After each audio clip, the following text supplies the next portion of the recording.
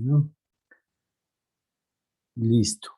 Entonces vamos a tomarnos unos minutos, unos muy pocos minutos, porque quisiera escuchar algún comentario relacionado pues con el webinar del profesor García, el doctor García de de la UNAM de México en relación al tema de las ciudades y la complejidad. ¿Qué resaltan ustedes? ¿Qué les pareció interesante de esa exposición? O qué duda tienen? ¿O algún comentario? A ver, coméntenme qué les pareció.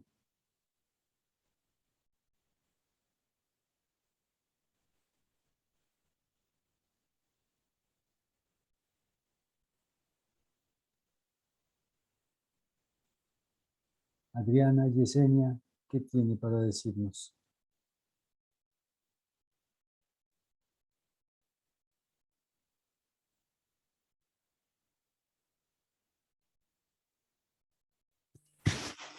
Buenas tardes, profe. Hola, buenas tardes. Pues, bueno, lo que me pareció más interesante de todo lo que dijeron era sobre la modernidad, ¿no? Y la globalización, pues ahora lo podemos mirar o darnos cuenta con el COVID, ¿no? Eh, pues, en un momentico eh, el virus se expandió y bueno, afectó a todo el mundo. Efectivamente, ¿no? La velocidad con la que se propagó el virus es precisamente a la concentración de personas en los centros urbanos y eso es relacionado con la sociedad. Sí, yo comparto con usted que el análisis que hizo en relación a la globalidad, a cómo ese fenómeno se ha venido intensificando en los últimos 40 o 50 años, a cómo el neoliberalismo, que parece que está en decadencia, pero que sigue vigente, determinado por el paradigma de la modernidad que ha evolucionado desde el Renacimiento allá del siglo XVI y que ha ido cambiando, transformándose en el siglo XIX, con los grandes teóricos de la modernidad y el siglo XX y ahora en este siglo XXI. Y la modernidad y las ciudades entendidas como fenómenos complejos, ¿no? En realidad es bastante importante hacer ese análisis. En un libro que escribí que se llama Ambiente y Sostenibilidad, hago un esquema en el que trato de identificar cómo funciona el ecosistema ciudad y hago un análisis frente a ese ecosistema. Primero lo denomino así, ¿no? Yo creo que la ciudad es un ecosistema. Generalmente no se lo entiende a la ciudad como ecosistema porque tenemos esa idea, ese imaginario del ecosistema que nos lleva automáticamente a pensar en ese concepto asociado pero reduccionista que es la naturaleza. Yo le pregunto a cualquiera de ustedes qué es un ecosistema, automáticamente se disparan allá en las neuronas toda esa serie de estructuras de los flujos biogeoquímicos, de pronto las cadenas tróficas, que el ciclo del agua, que unos animalitos, que el herbívoro, que el carnívoro se come al herbívoro, en fin, todo lo que pasa en un ecosistema. Pero hay ecosistemas antrópicos como la ciudad y es un ecosistema absolutamente complejo, ¿no? Donde habita hoy por hoy el 75% de las personas del planeta habitamos en ciudades pequeñas, intermedias y en grandes y en mega ciudades, en esas ciudades que superan los 20, los 30 millones de habitantes. Ciudades como Ciudad de México, donde estaba en este momento el interlocutor de la webinar, o ciudades como Seúl, o Nueva York, o Beijing, ciudades de unas dimensiones pues monstruosas, ¿no? Y ese ecosistema ciudad, que ahí hay un primer punto de reflexión al yo darle esa denominación de ecosistema, esa estructura ciudad, es una especie de ecosistema succionador. Yo lo podría llamar incluso para darle una connotación más didáctica, un ecosistema vampiro, en el entendido de que ese ecosistema ciudad demanda energía y materia, los dos elementos fundamentales en la construcción del universo físico, y no solo del universo físico, sino también de las otras dimensiones del universo. La dimensión mental, dimensión espiritual, si ustedes quieren, ¿no? La materia de energía, pues, son los que conforman el todo y las interrelaciones entre esa materia de energía. Y la ciudad lo que hace es demandar materia y energía. Materia en forma de suministros de todo tipo, si ustedes quieren hacer la analogía con la construcción, por ejemplo, entonces la misma ciudad no es la que produce los materiales de construcción, hay que irlos a extraer a minas, el hierro, la piedra, la arena, tienen que llevar el cemento, los insumos, la madera, el acero, incluso hasta la fuerza de trabajo la importan muchas veces de las ciudades para las grandes obras de infraestructura. Y entonces todo hay que llevarlo a la ciudad, allá pues prácticamente que se transforma, eso sí, algunas materias primas, pero las materias primas como tales hay que llevarlas, hay que extraerlas de las fuentes de recursos naturales, ¿no? Para hacer cemento puede que haya una fábrica de cemento en la ciudad, pero para hacer cemento entonces necesitan la cal, necesitan el azufre, necesitan la arena, necesitan toda esa serie de elementos que están en las minas, el acero, el hierro, todas las materiales para la construcción, el petróleo para todas las cuestiones plásticas, para las pinturas, para los combustibles que movilizan el transporte.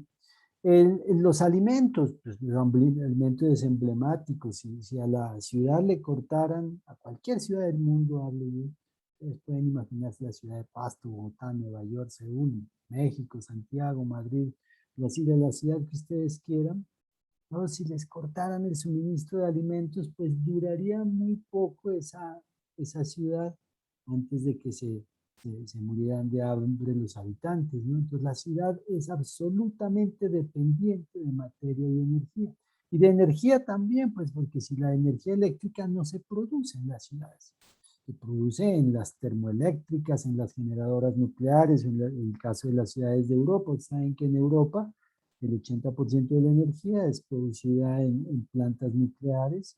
Ese es un tema interesante para analizar. Algunos dicen que la energía nuclear es limpia, otros dicen que es contaminante, pero en países de la ex cortina de hierro, como Rusia, como los Balcanes, se genera mucha energía a partir de la quema de combustibles fósiles, en lo que se conoce como las termoeléctricas, que posiblemente son la forma más sucia de generación de energía. Las hidroeléctricas, por ejemplo, son consideradas una forma de energía limpia, relativamente limpia, a pesar de que en las externalidades no se cuentan los impactos sociales, económicos y ambientales también, que significa generar los grandes embalses, pero si la comparamos pues con la energía producida por las termoeléctricas, evidentemente es más limpia, pero eso no está en las ciudades. La generación de energía está pues, en plantas externas a las ciudades, hay que llevar toda la energía. Los combustibles fósiles, el petróleo, la gasolina, la CPM, que son la fuente de energía para los automóviles, las motocicletas, para los transportes urbanos, para el transporte masivo, para el transporte de carga, todo pues se genera, se extrae en otras partes, pues así se lleva. Entonces la ciudad necesita en términos de materia y energía todo, ¿no? Necesita todo. Allá se transforma y lo que sí genera la ciudad es residuos, una enorme cantidad de residuos. Entonces las ciudades son como unos hoyos negros desde el punto de vista del análisis termodinámico de un sistema. ustedes ven ese ecosistema que yo le digo ecosistema ciudad, aunque sea un ecosistema, es un sistema complejo, pero es un sistema complejo que absorbe materia y energía, y por el otro lado lo que saca es residuos contaminantes, ¿no? Residuos a la atmósfera, residuos al suelo, residuos sólidos, ¿no? Y esos residuos sólidos no se quedan ahí, ni esos residuos gaseosos, ni esos residuos que contaminan el suelo, pues se distribuyen, ¿no? En los alrededores de la ciudad. Entonces la ciudad se vuelve un generador de contaminación. Es como si fuera una pequeña célula de cáncer que se va expandiendo, ¿no? Y entre más grande la ciudad va contaminando más y necesita mayores áreas para descargar los residuos, ¿no? Y entonces los grandes botaderos a cielo abierto que posteriormente pues se han modernizado en los rellenos sanitarios y las grandes ciudades se van expandiendo esas zonas de contaminación y pareciera que esa es como una célula cancerosa que va contaminando lenta pero firmemente ampliando su proceso de contaminación. Y ni decir de las fuentes hídricas, ¿no? Los grandes contaminantes de las fuentes hídricas del mundo son fundamentalmente las ciudades, el ecosistema ciudad, a través de los sistemas de alcantarillado. La cantidad de residuos sólidos, de aguas residuales que generan los millones de personas que habitan las ciudades. Nuestra ciudad es relativamente pequeña, la ciudad de Pasto, ¿no? Que generamos esa cantidad de aguas residuales que van a parar ¿a dónde? A nuestro queridísimo río Pasto, ¿no? Que por los diseños que se han hecho y el manejo que han realizado los administradores de la ciudad, los alcaldes, entonces tuvieron la gran idea de hacer un colector y para evitar que las distintas descargas de los alcantarillados ya no estuvieran en la parte del río que atraviesa la ciudad, por eso es que ya no se sienten esos olores tan nauseabundos que habían hace unos 15 o 20 años, pero lo que hicieron es con un gran colector pasar una sola descarga a las afueras de la ciudad, de la Universidad de Nariño de Toro Bajo, más hacia allá, por los lados de la represa Julio Bravo, pues hay un solo colector que descarga. Entonces, como no sentimos los olores nauseabundos, creemos que no estamos haciendo daño, pero cada vez que nosotros pasamos por el baño, que limpiamos, que lavamos, estamos contaminando nuestro río. Y eso pues en una ciudad de un poco más de 500,000 habitantes. Imagínense lo que pasa en las grandes ciudades. Está en la gran cloaca que es el río Bogotá. Y es impresionante. Y entonces la ciudad se convierte en eso, en un generador de contaminación, de destrucción, un generador de muerte. Y eso es la ciudad, ¿no? Un ecosistema vampiro, un hoyo negro que absorbe materia y energía y saca residuos. Y para que funcione internamente ese conjunto de elementos que hay allá en esa dinámica súper, hiper, mega compleja de seres humanos conectados con distintas características, con subgrupos, donde cada barrio, cada comuna, incluso si ustedes quieren, cada familia se convierte en un sistema complejo de interrelaciones personales, con intereses, con sufrimientos, con expectativas, con ilusiones, con alegrías, con esperanzas, y esas interrelaciones están cargadas de ideología, de cultura, de política, de intereses económicos, ¿no? De cosmovisiones, de espiritualidad, y eso es lo que determina las relaciones. Dentro de las ciudades hay lo que se llaman las tribus urbanas. Recuerdan, entre los jóvenes se da mucho, es grupos particulares de personas que según sus intereses, sus afinidades, sus expectativas, se unen. Hablaba mucho, pues estaban, ya no se ve tanto, ¿no? Hace algunos años hay una tribu urbana de los emos, ustedes se acuerdan, está siempre el tema de los metaleros, los rockeros. Ahora pues, qué sé yo, se ha unificado, se ha homogeneizado un poco más la cosa, ya está por los lados del reggaetón desde el punto de vista musical, pero bueno, hay todos los gustos.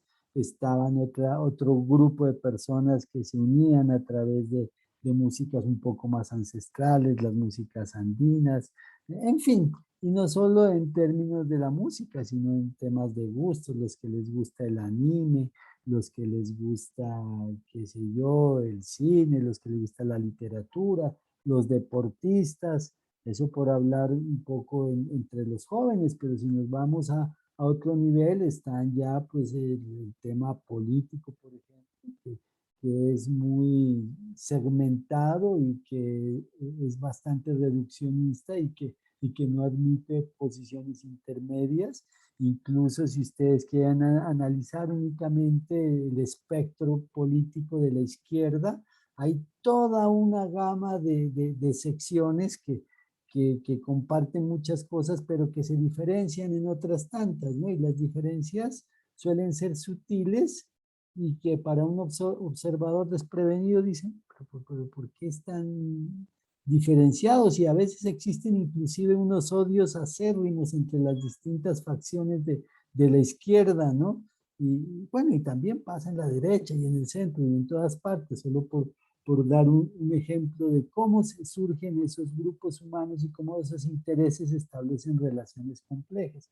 Si hablamos de la espiritualidad, pues si la religión no se diga.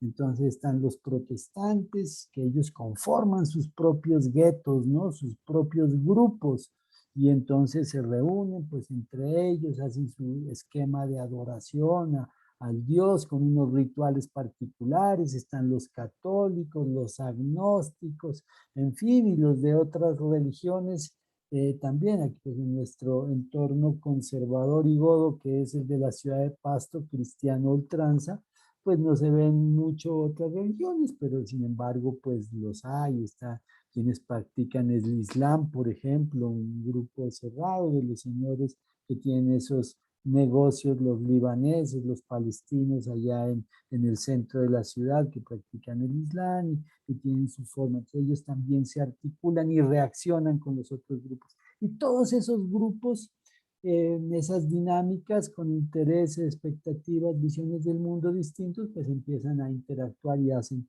de que esta ciudad sea compleja. ¿Y qué es lo que organiza todo ese entramado tan complejo del ecosistema ciudad? Es algo que funciona como el software en los computadores. Hagan de cuenta que el computador es un sistema artificial también muy complejo y son cada vez más complejos en la medida que tienen más capacidad de memoria, más capacidad de interacción, que distintos tipos de memoria, procesos, que pueden hacer infinidad de cosas, que pueden procesar imágenes, textos, que pueden comunicar, que pueden hacer a través de las aplicaciones una y otras cosas. Lo que organiza todo eso en un computador es el software, ¿no es cierto? Es el software que mantiene funcionando distintas partes de ese sistema artificial que está compuesto por distintas unidades, pero que mantiene unidos e interactuando con el exterior, con el que lo manipula, con la persona que lo manipula, por ahora con la persona, posteriormente con la inteligencia artificial con la que interactúe, pero por ahora con la mente humana a través del software.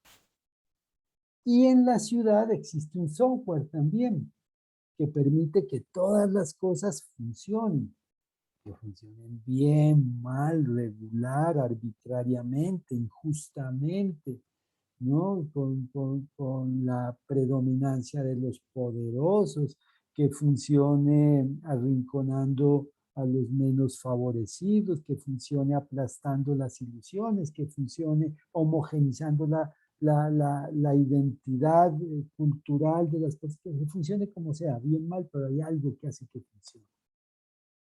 ¿Qué creen ustedes que es lo que hace que funcione? Que es como el software de la ciudad. ¿Qué será?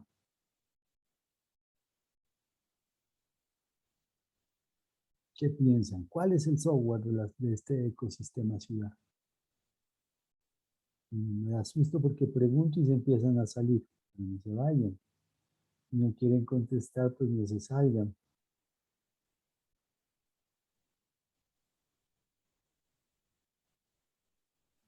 A ver, Sebastián, ¿cuál crees que sea ese software que hace funcionar a la ecosistema ciudad?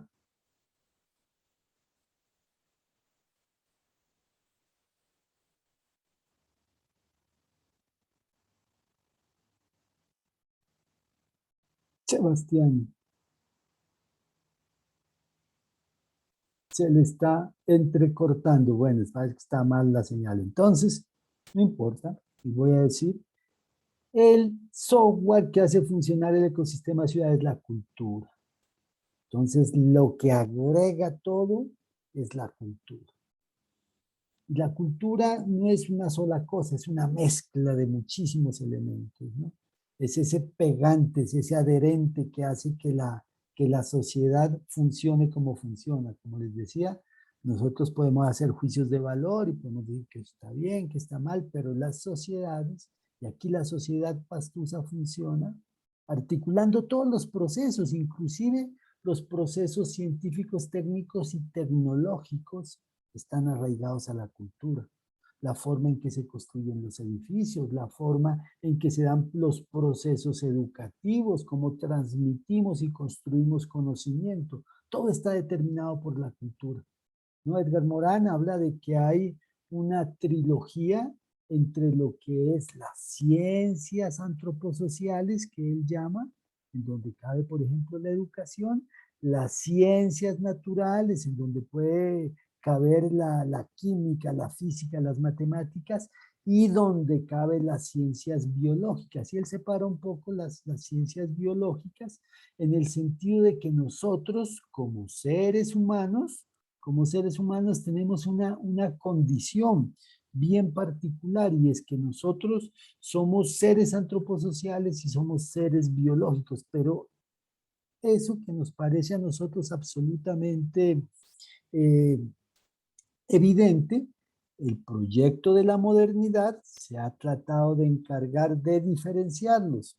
¿no? Cuando surge el proyecto de modernidad y diferencia al objeto del sujeto, en donde dice que el sujeto que conoce, hablando epistemológicamente, es diferente del objeto a ser conocido, crea la gran división en la que se sustenta el proyecto de modernidad. Ahorita sigo, le voy a dar la palabra a Michael, que está levantando la mano.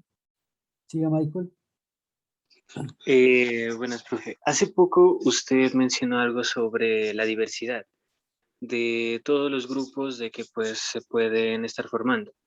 Y en cuanto a la relación con la cultura, podríamos decir de que, digamos, esta diversidad en algún momento, o sea, puede ayudar a desarrollar nuestra cultura o puede llegar a cambiarla, o realmente son dos temas que en algún momento van a chocar o hasta cierta parte van a llegar.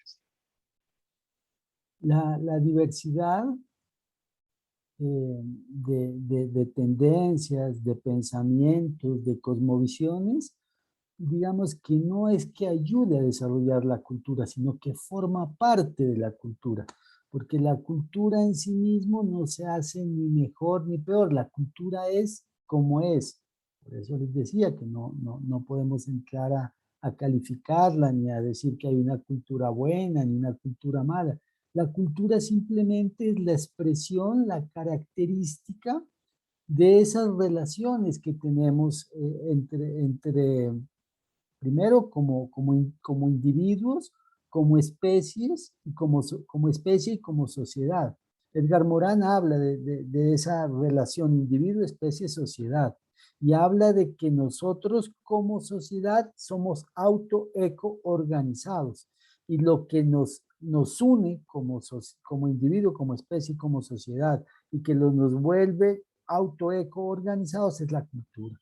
Entonces, la cultura nosotros no le hacemos juicios de valor, ni hay una cultura más desarrollada y otra menos desarrollada. Entonces no podríamos decir que esta diversidad que encontramos en las distintas cosmovisiones nos ayuda a tener una cultura más o menos desarrollada. No, simplemente le da características a esa cultura. Entonces esa cultura en un grupo, por ejemplo, aquí en la ciudad de Pasto, donde pueden existir, digamos, pocas tendencias espiritual religiosas, entonces tiene una característica y eso no la hace ni mejor ni peor que, por ejemplo, en la ciudad de Nueva York, donde existen prácticamente representantes de todas las religiones y profesan la espiritualidad de todo el mundo.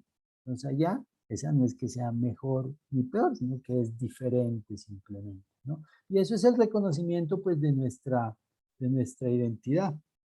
Entonces, en ese sentido, pues, la cultura, por eso es gracioso cuando se habla de que dice que una persona es más culta que otra, ¿no? Hace referencia a ese sesgo de la modernidad donde relaciona cultura con enciclopedismo, entendido con enciclopedismo como esa acumulación de saberes, muchos de ellos inútiles.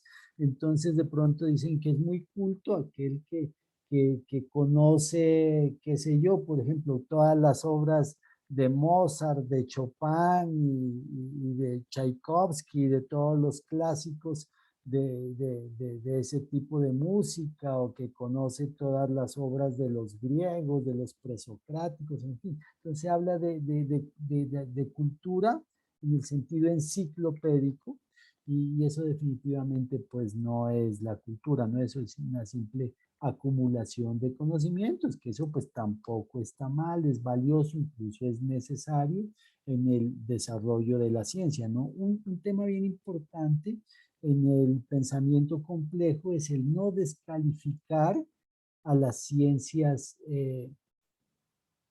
a las disciplinas dentro de las ciencias, es decir, que es importante que el biólogo siga estudiando, desarrollando la biología, concentrándose en los avances, el físico también, el químico también, el matemático de igual manera, el antropólogo, el sociólogo, el psicólogo, el médico, el zootecnista, el agrónomo, en fin, todos concentrados en sus propias disciplinas, eso está muy bien.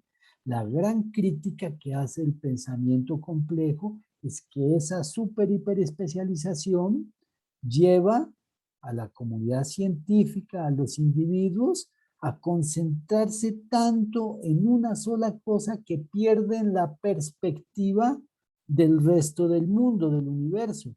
¿No? Es como cuando el médico general, que después se especializa en pediatría y después en pediatría se subespecialista en pediatría oncológica y después es súper especialista en pediatría oncológica para neonatos.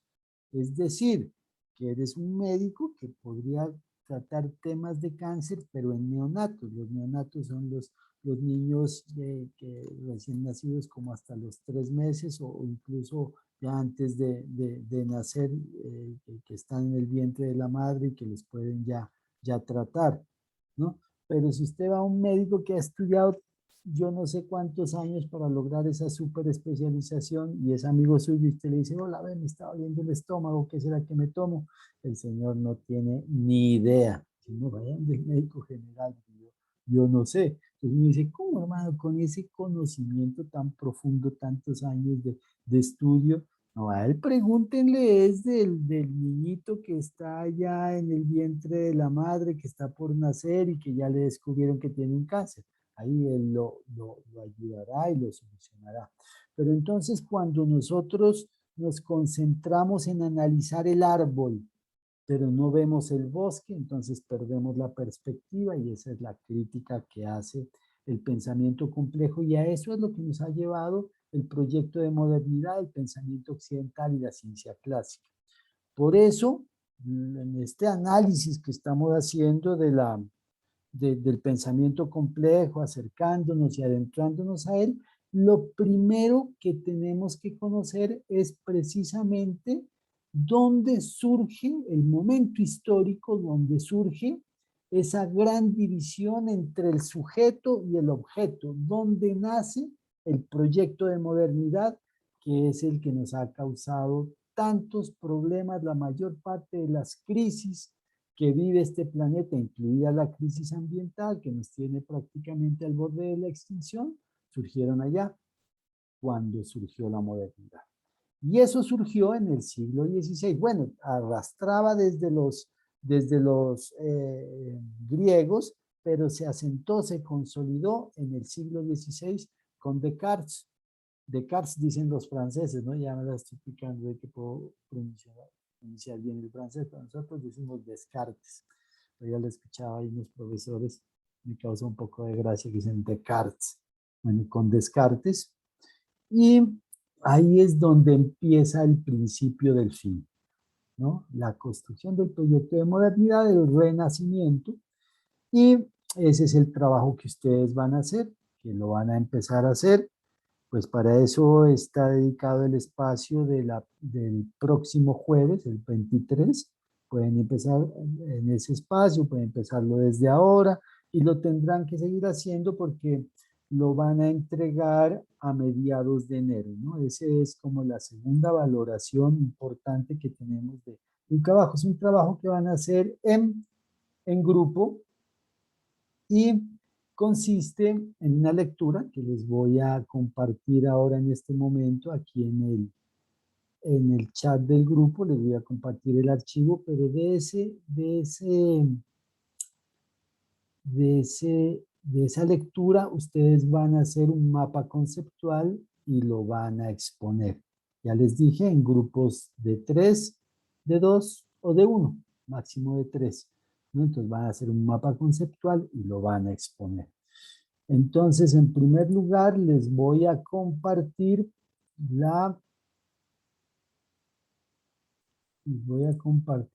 aquí se puede compartir así documentos, ¿no? No, ¿cómo se comparte un archivo? ¿Sí se puede en este chat compartir archivos? ¿O se lo paso más bien al WhatsApp Creo, profe, el link o pasarlo por WhatsApp mejor. se lo paso al WhatsApp de Silvia? Y entonces, Silvia, por favor, lo comparte ahí con los compañeros. Entonces, aquí estoy. Eso se llama el racionalismo de Descartes.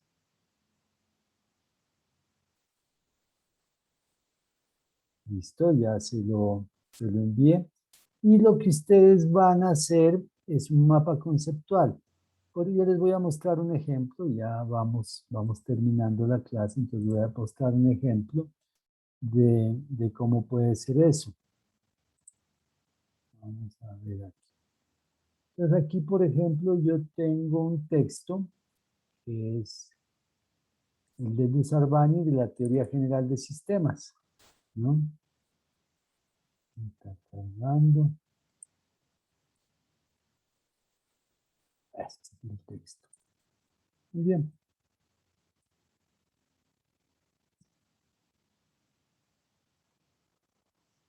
Listo. Es un texto que tiene 56 páginas. Teoría de sistemas. Entonces aquí viene, uno hace la lectura de este texto. El artículo que les pasé no es tan largo, no tiene 56 páginas. No creo que tienen la mitad de ellos siquiera. Entonces aquí miren todo un texto. Producto de este texto, este trabajo yo ya lo hice, saco un mapa conceptual. Un mapa conceptual de este estilo. Por ejemplo, miren, les voy a compartir el mapa conceptual que hice, que es este. Entonces yo hice este mapa conceptual, que sea muy pequeñito, pero yo lo puedo ampliar. Pues bueno, lo pueden hacer ustedes como quieran, pueden utilizar algún software de los que hay disponible, lo pueden hacer a mano y después lo escanean como quieran. Hay muchas formas. Aquí está, por ejemplo, la teoría de sistemas, las características de la teoría de sistemas, el principio isomorfo, todos estos modelos, la interdisciplinariedad, la multi, la pluri, la trans, la interdisciplinariedad compuesta, interdisciplinar metodológica, en fin, el concepto de sistema, la historia, que decían los presocráticos, que decía Descartes, Spinoza, Leibniz, Kant, Comte, que decía Hegel, cuáles son los principios hologramáticos, que decía Capra. Después llegamos a la teoría general de sistemas, Bertalanffy, que es el creador de la teoría general de sistemas, los sistemas abiertos, etcétera, Baldwin, cómo se interrelaciona con lo que decía otro señor que llamaba Van Hitch. Después vamos acá a las propiedades de los sistemas, clasificaciones de los sistemas, que se clasifican por su relación con el ambiente, por su la aplicación de la teoría general de los sistemas en sistemas ambientales, como el Premio Nobel de Física 2021, en programación neurolingüística, en sistemas de información, ingeniería de software, en fin, ¿qué es el concepto de sistema? Es un conjunto se pueden incorporar gráficos si ustedes los consideran, las relaciones, entonces este es un mapa conceptual que yo hice, por ejemplo, de esa lectura de la teoría general de sistemas, que voy a tener la oportunidad de explicárselos con más detalle en unas clases siguientes. Entonces, ustedes de esa lectura del racionalismo que le envié ahí a Silvia, que ya les va a compartir, ustedes van a hacer un mapa conceptual en grupos y lo van a presentar en alguna de las clases del mes de enero, ¿no? Ese es el trabajo que ustedes van a hacer. Por lo pronto, entonces, nos vamos a encontrar el próximo lunes en nuestra clase, normalmente a las 4 de la tarde. Y les reitero, la clase del 23 pues va a ser asincrónica, donde ustedes van a empezar a desarrollar este trabajito. Eso es, muchachos. Terminamos pues nuestra sesión muy a las 6:01 de la tarde. Espero que pasen un feliz resto de día, ya de noche, que recen las novenas, Antón Tirurirum, burrito sabanero, coman buñuelos, natilla, encomienden en sus oraciones a este servidor, que me le vaya muy bien a Silvia, ojalá la comunidad estudiantil, tanto del programa como de la universidad, pues le reconozca su liderazgo. La democracia suele ser una loca arbitraria, digo yo, a veces da razón, a veces no da razón, pero no importa, es encomiable ese liderazgo que ejerce Silvia, no solo en el programa, sino en la facultad, siempre con la mejor voluntad de ponerse al servicio de las demás. El liderazgo es eso, ponerse al servicio de los demás, una generosidad inmensa con el tesoro más grande que nosotros tenemos, que cualquier ser humano tiene, y es su tiempo, y ella es generosa con su tiempo para brindarlo a las causas sociales. Entonces espero que le vaya muy bien. Bueno, eso es, muchachos. Entonces me alegra haberlos saludado en esta tarde y nos vemos el lunes. Vale, profe.